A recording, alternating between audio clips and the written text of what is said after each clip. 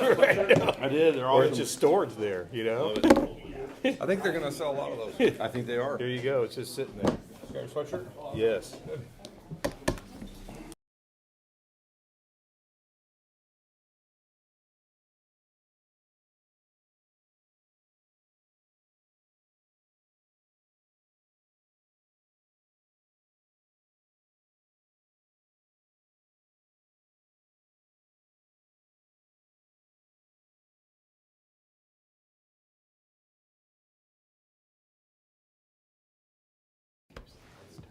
I know.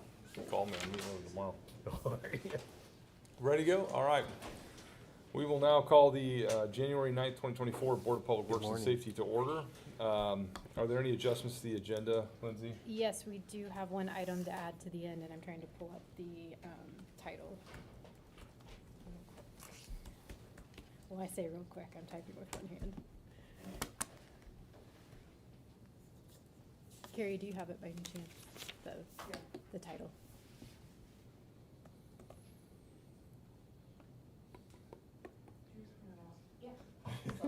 Oh, it's project agreement. Second, sorry, what? Second amendment to the project agreement for MJC. Okay. Is there a motion to add that to the agenda? Motion. Motion by Jeff, is there a second? Second. Second by Jason, all in favor, please say aye. Aye. Motion carries. We'll add that to the bottom of the agenda. I believe Jason and I, were you? Yeah, we all were. We all were here? Okay.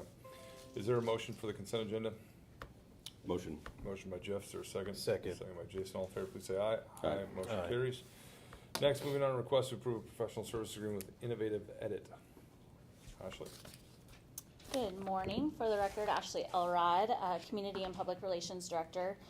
Before you is a request to approve professional services agreement with Innovative Edit. The professional service agreement covers the project management and procurement of art and materials under $50,000 for an art and light installation for the downtown section of the Nickel Plate Trail. Innovative will oversee the design and vision and propose a concept plan for that downtown portion with an emphasis on art and experiential components. Any questions for Ashley? Construction timeline? Completion by February 2025, but construction will begin this summer with phased segments. And when do we anticipate having renderings we can show the public? The 15th 15th. of February. Okay. That's quick. Any additional questions for Ashley? Seeing none, is there a motion? Motion. Motion by Jason, is there a second? Second. Second by Jeff, all in favor, please say aye. Aye. Motion carries. Thank you. Next is request to approve a professional service agreement with Plaid Agency LLC. Yes, again, Ashley Elrod. Before you is a request to approve an agreement with Plaid Agency for the purposes of the Fishers Health Department's communications for 2024. So in late 2023, we conducted an RFPQ for communications and marketing support for the health department. As they have grown their interest in outreach and extending their impact on the community, so has their need for marketing and communications support. And so we have identified Plaid Agency, which is an agency out of Carmel, who is very excited to help us communicate to the public. Any questions for Ashley? Do you have an anticipated increase in use of services as a result of this? So our primary focus on this is to both grow our audience that we're speaking to, so on social media, that kind of thing, create some consistent messaging. So Yeah. what can you use the health department for as a resident? And then also increase services at the clinic and let people know that they can come get basic vaccinations, that kind of thing, as your resource here in Fishers. So this times out really well with what we did last time. Correct. On the Yeah. reimbursement. Exactly, Yep. yep. Okay. Great. All right, is there a motion? Make a motion. Motion by Jason, is there a second? Second. Second by Jeff, all in favor, please say aye. Aye. Motion carries. Thank you, Thank Ashley. you. Next is a request to approve a professional license agreement with Airwaves Solutions. Good morning, gentlemen. For the record, Elliot Holker, Deputy Mayor. This is a request to approve an agreement with Airwave Solutions Incorporated. So, this is for a cellular distributed antenna system, or DAS system, for the Fishers Event Center. So if you've been in a large facility before with limited or no cellular reception, this is a solution to that.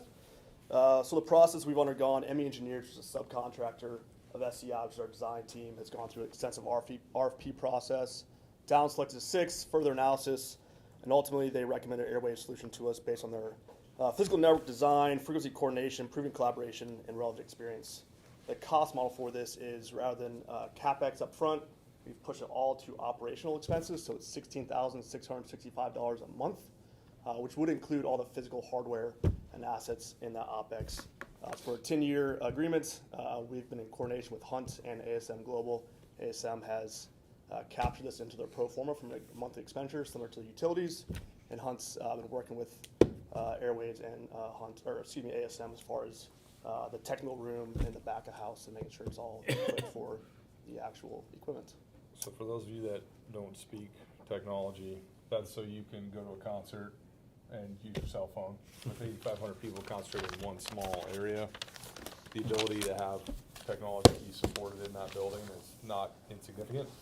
And nobody, I don't know if you've been to a concert lately, but nobody actually watches a concert anymore.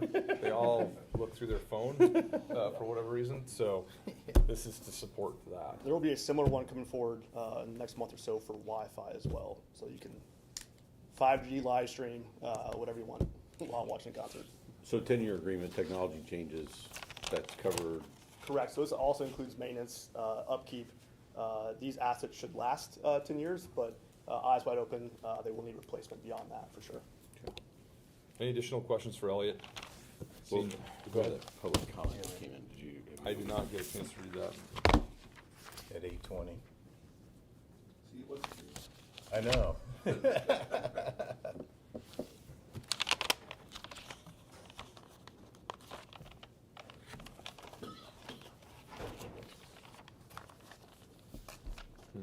think Elliot addressed it though. Yeah, I think most of these items are addressed in Elliot's comments. I don't know, is there anything else you'd like to add? I just, yeah, I mean, more, I've not seen a comment. Okay. It speaks more specifically to the contract. The city can elect to terminate the agreement until the second renewal, so the city's actually locked into this agreement for 15 years. Yeah, this has been thoroughly vetted by Jennifer Messer back and forth several times from a contractual Okay. standpoint. Then there's just, I think a point in here about the address. 11313 USA Parkway, for the contract. So it'll actually be off of Stockdale Drive, which is the name of the address of the new event center. So I assume maybe that's not in, updated yet. We can update that. Okay. Fair enough. Any other questions or comments? Seeing none, is there a motion to approve? I'll make a motion. Motion by Jeff, is there a second? Second. Second by Jason, all in favor, please say aye. Aye. Motion carries. Thanks, gentlemen. Thank All you. right. Next is request to issue notice of award and approved construction agreement with Miller Pipeline. Jonathan, Good morning. haven't seen you in a while. Right. Jonathan Valenta, Director of Water Quality with Public Works. This is for the construction of a lining project for 2,000 feet approximately of a sewer system that we're going to do a cured in place pipe lining over at Sunblest and Allisonville Road and at Lantern Road and 106th. There was a base bid and alternative bid with this. 3 bids were received in November, and Miller Pipeline was being the lowest responsive and responsible bidder. This is the one that's gonna cause some disruption There to is some Sunblest, disruption. right? Yes. For bypassing and all that. Yes, yeah. And timeline on that? We're hoping to start, again, it's weather dependent based on temperatures because of the curing, end of February, March Okay. timeframe. Okay. Any additional questions for Jonathan? Seeing none, is there a motion to approve? Motion. Motion by Jeff, is there a second? Second. Second by Jason, all in favor, please say aye. Aye. Motion carries. Thank you, Jonathan. Next is a request to approve a service fee agreement for insurance broker services with MG Insurance. Lisa. For the record, Lisa Bradford, City Controller. Last meeting, you guys approved our 2024 insurance renewal. Before you is an agreement to amend our service fee agreement with MJ Insurance. So MJ was our award winner from our RFP that we did back in late 2018. So for the past 5 years, they've done the city's insurance services at a flat $100,000 insurance fee. We have not raised that in the past 5 years, while we've doubled the amount of insured value and the amount of our city budget. In addition, we've taken on some policies that we have done outside of the renewal a little bit. So policies for the Agri Park, Maker's Playground, Geist Waterfront Park. And so when we did those offline policies that are not 1-1 policies, we pay the fee. So this basically eliminates those one-off fees that we've been paying, consolidates everything into the 125, which we feel is reasonable after the 5-year period we've had. I have to answer any questions. Any questions for Lisa? So is this another 5-year contract, or is this No, it's the an one, annual? yeah, it's a 1 I see. year. It's the 1 year service fee that we pay them for Okay. all the brokerage services. If there are no questions, is there a motion? I'll make a motion to approve. Motion by Jason, is there a second? Second. Second by Jeff, all in favor, please say aye. Aye. Motion carries. Next is request to approve a cash management agreement with Key Bank for lockbox services. All right.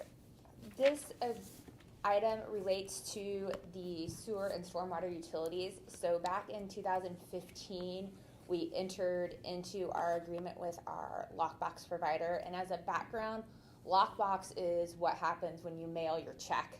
So there's two forms. There's e-lockbox, which sweeps up electronic payments that you might send, but your check sends a paper check. So right now this is just all the paper checks, and our current service provider has been underperforming, has not been very receptive to issues that we've had. They've miskeyed some things, and they don't have a strong desire to fix a lot of that stuff. We've been in constant contact with them each month, and they just don't show an initiative to really be hopeful, for lack of a better term. So we have been talking to Key Bank. The entire team for the controller's office has vetted them along with BSG, feel very confident in their plans for errors. They pay based on the accuracy of their keyers. So if there is an error and it is their error, hurts that person's pay, essentially. So they have a pretty dedicated plan of how they handle any things that we think are wrong. They have basically a checklist of how they go through, why was the error made, how they fix it. So the errors that we're seeing, we think, is a pretty comprehensive fix for what we're seeing. So we're going to start with the lockbox portion that will be the physical paper checks. And then our hope is here, once we get comfortable with that we can transition to an e-lockbox portion, which would sweep up electronic payments. Well, I appreciate you guys staying on top of this. Obviously, every time there's a miskeyed entry, that causes stress for a resident because somehow now it looks like they didn't pay the appropriate amount or what have you. So Yeah. if we can find someone that's more accurate and more willing to fix the mistakes they make, I think that's an appropriate change. Jeff or Jason, do you have any questions or concerns? How many transactions take place monthly? So I mean, we give go or with take. So we go with kind of a third theory, which is about a third of people pay electronically in our own ACH pool, which is about 8,000. So it's about 8,000 to 12,000 checks that flow through that lockbox per se. Yeah. And because of our system and the way, if you don't put any identifying information on things, it's really hard. And then if there's an error, it's the resident, it's the staff back at the controller's office taking 2 or 3 hours. Yeah. It's a resident having to go get a copy of their check that says, here's my copy, I've paid. So it's just been, we've had lots of conversations with our current provider, and it's just not a good fit anymore. And I think we all feel pretty comfortable that there is a plan in place to handle a lot of these issues going forward. It's been a bit surprising as we've taken over the billing for all of the sewers, how many people still write checks. In a community that's relatively young and fairly affluent and educated, you would have thought there'd be a higher adoption rate of technology, but we still get a lot of checks. and so we still have to work through that. Other options, what, to sell the sewer and go back to what we said? We're pretty well baked in that, but, it's just, it's interesting how much paper handling there still is in that Yeah. process. Now, we're making strides to try to automate that as much as possible. Same with our billing, every time we send out a bill, that's several $1,000s just to Yeah, send out sure. the same bill every month. So we're trying to make that as efficient as possible. If there are no other questions, is there a motion? Motion to approve. Motion by Jason, is there a second? Second. Second by Jeff, all in favor, please say aye. Aye. Motion carries. Thank you, Lisa. Next is a request to approve renewal of internet services, leased fiber from Crown Castle. Tracy Gaynor, IT Director for the city. One of two items that are sort of related but not the same. This is, years ago when I first came on board, when we started doing our network redesign, we engaged with a group that has since been acquired by Crown Castle. We've been doing business with them for about 12 years now, typically in about a 3-year contract window. The last contract has expired. This is just a renewal with some a few changes and upgrades. The breakdown fundamentally is we reached out to all of our carriers to try to get the most competitive pricing. Existing carriers are going to have an advantage in that there's no build-out costs for them compared to a new player. In this case, Crown Castle came in and we requested 3 things. We're upgrading our current 1 gig a primary internet circuit to 10 times to a 10 gig circuit. We actually have 2 dedicated circuits that go to Amazon Web Services directly. This allows more efficient and secure communications to certain web services, which only grows as we keep doing more software as a service and more things remotely. So this is going to be more bandwidth for that, as well as we're moving a circuit to Chicago that had terminated at our data center now to this location. It gives us a little geographic diversity. Should something happen in Marion County down at our primary data center, this gives us another pathway. Same type of service, though, being offered there. Combined, we are seeing, depending on the service, no build-out costs, and then all monthly services are being offered at 30-40% discount. So we're seeing on the connectivity to the primary data center, that's a savings of $1,500 a month, which is $54,000 over 36 months with the term of the contract. The internet bandwidth is discounted $1,200 per month over the 36 months, and the gig to Chicago is also discounted $328 per month. But this is just a request to basically continue working with them. Is there a motion to approve? Motion. I don't understand why we can't get discounts like you get for, say, Fleet or something like that. Every time Tracy gets up, it's a purchase and it's like, today it's 32% off, or tomorrow it's 26% off. It's quite a deal. So we got Blue light special. Yeah, blue light special. So we got a motion by Jeff, is there a second? Second. Second by Jason, all those in favor, please say aye. Aye. Motion carries. Thank you, Tracy. The next one is, obviously interrelated to that, so you wanna touch on that? So this is, in many ways, I think a direct offshoot from, as we're bringing law enforcement onto the cloud more, which is something that we've been fighting for a number of years.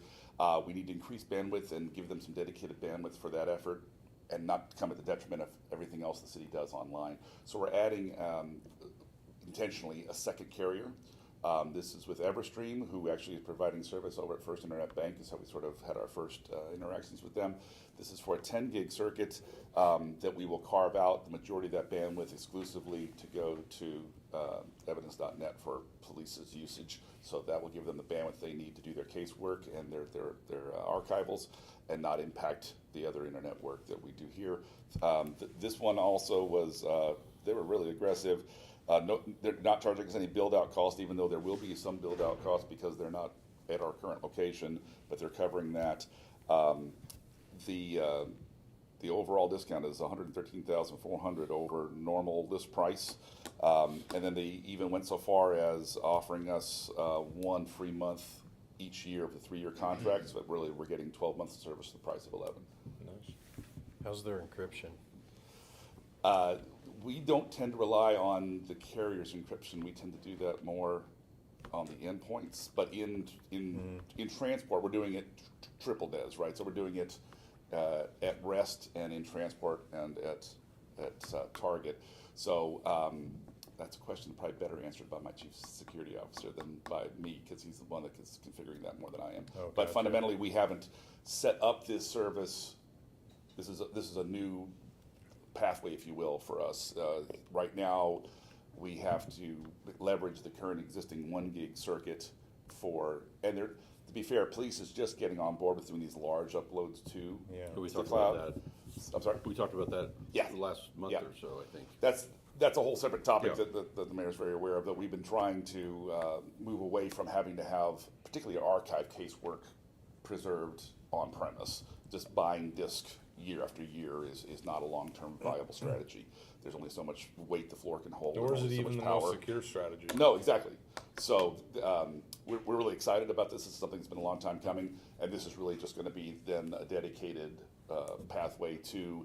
Fundamentally, Evidence.net is hosted in a government cloud in the Southwest through Microsoft, and this is going to be a more direct virtual network to that. Gotcha. Any additional questions for Tracy? Seeing none, is there a motion? Motion. Motion by Jason, is there a second? Second. Second by Jeff, all in favor, please say aye. Aye. Motion carries. Our final item for the day is a second amendment to the project agreement with MJC. Megan? Thank you. Megan Baumgartner, Director of Community and Economic Development.